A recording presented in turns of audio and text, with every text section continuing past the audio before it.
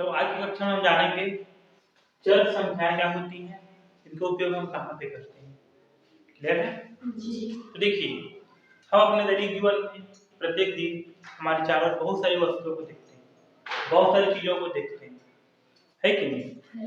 उनमें से कुछ वस्तुओं के जो मान होते हैं सदैव क्या रहते हैं, स्थिर रहते हैं, और कुछ वस्तुओं के जो मान क्या होते हैं सदैव परिवर्तित होते रहते हैं, है कि नहीं। आप देख सकते हो कि हमारे आसपास कुछ वस्तुएं होती हैं जिनका जो आकार का होता है मतलब एक बराबर होता है। जैसे तुम टेबल जैसे बैठे हो, है ना, उसका आकार क्या रहता है, हमेशा एक समान रहता है। हमारा जो बुक हम लोग उपयोग करते हैं, ऐसी वस्तु में हम देख सकते हैं कि कॉपी हो गया, किताब हो गया, डस्टर हो गया, ब्लैक बोर्ड हो गया, खिड़की हो गया, दरवाजा हो गया, इनका मान कभी चेंज होता है क्या? इनका आकार कभी बड़ा छोटा होता है क्या? नहीं होता। तो क्या सदैव क्या रहते हैं, स्थिर रहते हैं। क्लियर है। तो ऐसी राशियां जिनका संख्यात्मक मान क्या होता है, निश्चित रहता है, उन्हें हम अचर संख्या बोलते हैं। क्या बोलते हैं इसको हम लोग?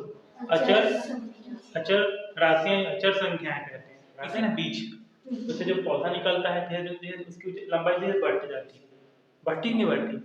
तो देख सकते हैं उसकी ऊंचाई क्या है, हमेशा लंबाई हमेशा बदलती रहती है। तो ये क्या है, हमारा स्थिर नहीं होता है ना, परिवर्तित होते रहता है। इसी प्रकार हमारा हाइट को देख लो, हमारी ऊंचाई को देख लो, है कि नहीं। हमारी ऊंचाई क्या है, धीरे धीरे क्या होती है, बढ़ती जाती है, बढ़ती नहीं बढ़ती, बढ़ती जाती है।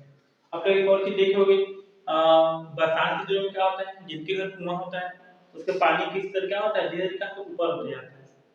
तो हमारे जो बाल की लंबाई है धीरे धीरे बढ़ जाती है, बढ़ती नहीं बढ़ती। ऐसी राशियां जिनका निश्चित संख्यात्मक मान नहीं होता, ऐसी राशियों को हम चर राशियां कहते हैं। अंकगणित और हम बात करेंगे बीजगणित। इसके बारे में बात करेंगे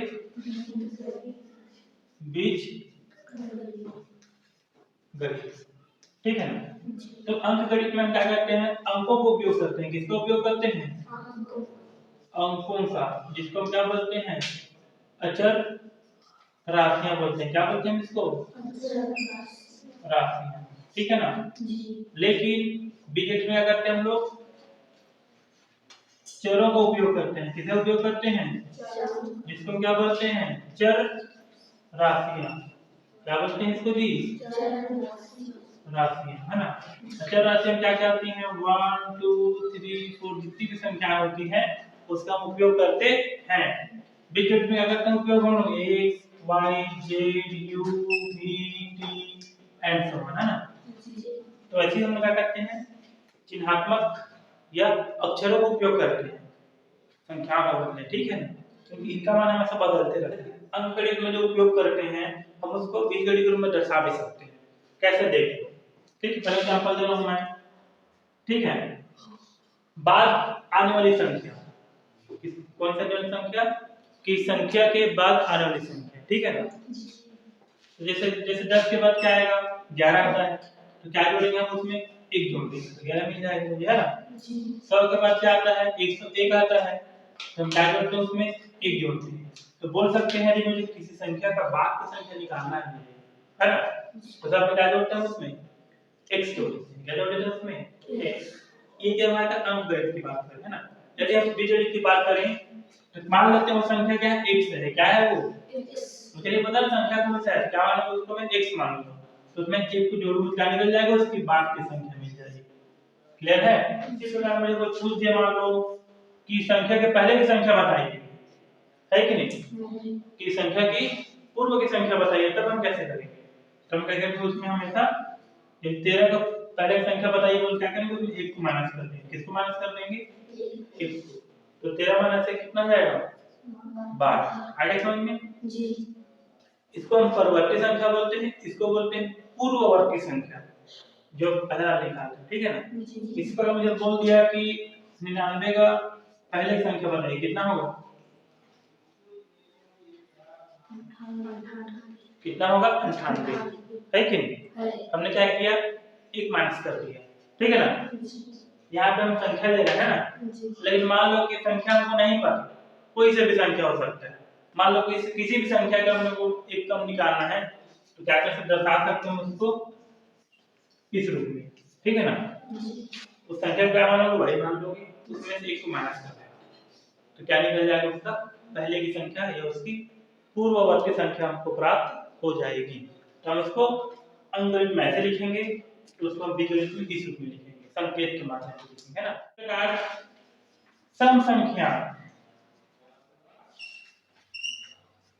ठीक है ना, हम देख सकते हैं कि जो भी सम संख्या होती है, देखें आप लोग 2 4 6 8 10, तो सम संख्या मतलब क्या होती है, जो 2 की मल्टीपल्स होती है, जो 2 से भाग चली जाती है, उसको क्या बोलते हैं, सम संख्या कहते हैं, ठीक है। अब देखिए मुझे 2 है 4 है 6 है 8 है 10 है, ये क्या सभी के 2 की गुणज भी है सोचा जाए तो, है ना। जब अपने को इसको बीजगणित रूप में व्यक्त करना हो तब हम कैसे करेंगे, हम इसको 2n से लिख देंगे। किसे लिख देंगे यहाँ पे 2n, जहाँ n क्या रहेगा,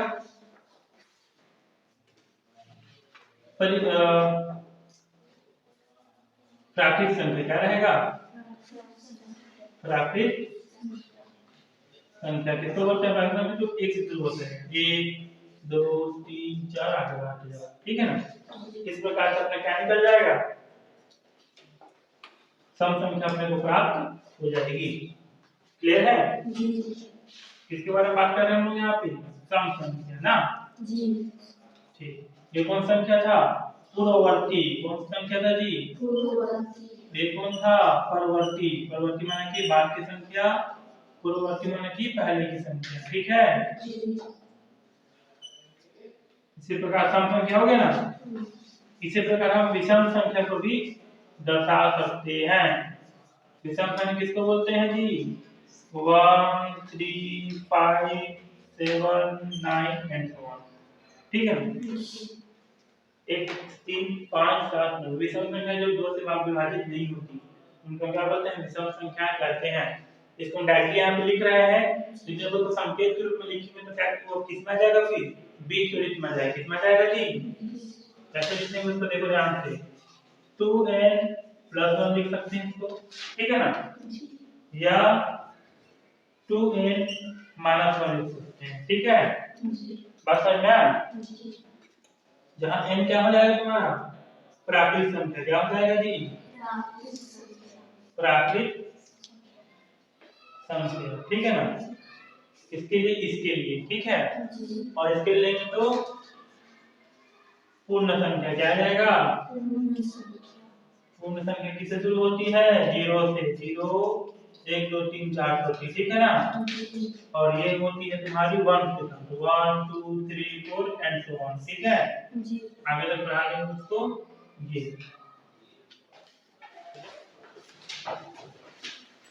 हम पहला प्रश्न देखेंगे कि दी गई वृत्त की का व्यास, दी हुई वृत्त का व्यास उसकी त्रिज्या से क्या होती है, दुगनी होती है, ठीक है। तो पहले मान लेंगे, माना वृत्त का व्यास क्या है, d मान लेंगे, ठीक है ना, एवं त्रिज्या क्या है, r है, क्या है, d एवं त्रिज्या क्या है, r है ना। तो वृत्त का जो व्यास होता है बराबर क्या होता है, 2 गुना होता है किसके, त्रिज्या के, ठीक है। तो d बराबर कितना होगा, 2 गुना r, ये आप लोग को इसी रूप में इसको लिखना, ठीक है। माना लिख रहे हैं मुझे s क्रय मूल्य c तथा लाभ p। अब देखो मैं क्यों संकेत कैसे ले रहा हूं, देखो विक्रय मूल्य बराबर होता है सेलिंग प्राइस, क्या होता है, सेलिंग, उसमें s आता है, ठीक है ना। क्रय मूल्य मतलब होता है कॉस्ट प्राइस, क्या होता है जी, इसलिए क्या आता है, इसमें c आता है। तथा लाभ मतलब होता है प्रॉफिट, लाभ मतलब क्या होता है, प्रॉफिट, उसमें क्या आता है, पी आता है, इसलिए इसको पी ले लिया, ठीक है ना। तो हम जानते हैं कि विक्रय मूल्य होता है बराबर क्रय मूल्य प्लस लाभ, ठीक है ना। विक्रय मूल्य जिसमें हमको बेचते हैं वस्तु उसको बोलते हैं विक्रय मूल्य। क्रय मूल्य मतलब जिसमें हम खरीदते हैं, ठीक है, क्रय मूल्य बोलते हैं। और प्रॉफिट मतलब क्या होगा, पी। इसी को होता है S = C + P। अब एक चीज ध्यान देना अपने को, अगर लिखते हैं माना पहली संख्या x व दूसरी संख्या क्या है जी, y है। क्या है, y। तो बोला है कि पहली संख्या में दूसरी संख्या जोड़ा गया, दोनों को जोड़ दीजिए x + y। ये आपको सही गलत बताना है, सही गलत बताना है, ठीक है ना। परिवर्तित है ना, कितना है, a + 1 है। सही कि गलत है, सही। क्योंकि सही इसलिए है जब हमको बाद की संख्या ज्ञात करनी होती है तो हम हमेशा करते हैं 1 को ऐड कर देते हैं ना, एक को जोड़ते हैं तो क्या है, ये सत्य है, ठीक है। तो सत्य लोगों से बनाना, एक विषम संख्या है ना, तो बताइए कथन सत्य गलत है कि सही है। 2 एक विषम संख्या है ना, ये सही कि गलत है,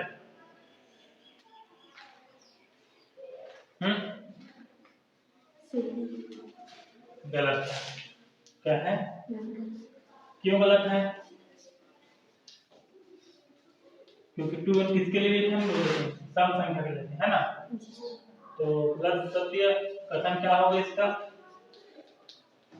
2n एक सम संख्या क्या है, n गुणा n अज्ञात संख्या गुणनफल है कि नहीं, अज्ञात संख्या का गुणनफल है।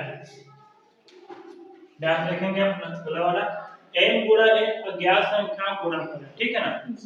यदि वहां पर 3 4 दिया कोई संख्या दी होती तो क्या बोलते हैं हम लोग, संख्या दिया। ये मान क्या तुम्हारा चर राशि है, कोई भी संख्या हो सकती है ना। ये क्या है तुम्हारा अज्ञात संख्या क्या है, गुणनफल। तो क्या है ये, सही। क्या है ये, सही, ठीक है ना। इस प्रकार तुम्हारा चैप्टर कंप्लीट हो गया।